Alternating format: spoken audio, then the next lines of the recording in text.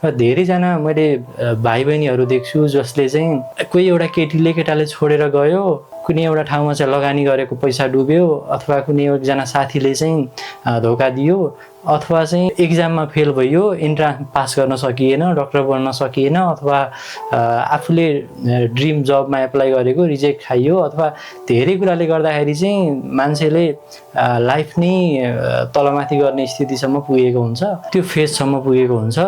र त्यस्तो सबैजना मेरो प्यारो जुनियरहरू सबैजना जसले हेर्दै हुनुहुन्छ चाहिँ गिभअप कहिले पनि गर्ने होइन हेर, होइन। लाइफमा चाहिँ यति धेरै अब्स्ट्याकलहरू आउँछ कि त्यो अब्स्ट्याकललाई चाहिँ सामना गर्न अगाडि बढ्नुपर्छ। म यसरी हेर्नु कति यति धेरै कुराहरू भइरहेको हुन्छ, तैपनि म यसरी हाँसेरै अगाडि बढिरहेको छु, राम्रै हुन्छ भनेर अगाडि बढिरहेको छु। हुन पनि राम्रो नै हुन्छ, होइन, राम्रो पनि भइरहेको छ।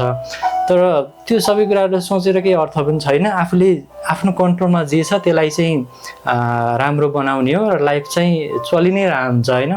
आफूले सकेको बेस्ट चाहिँ दिनुपर्छ। अनि लाइफमा चाहिँ सबै सोचेको भयो भने त भगवानै भइहाल्यो नि, होइन।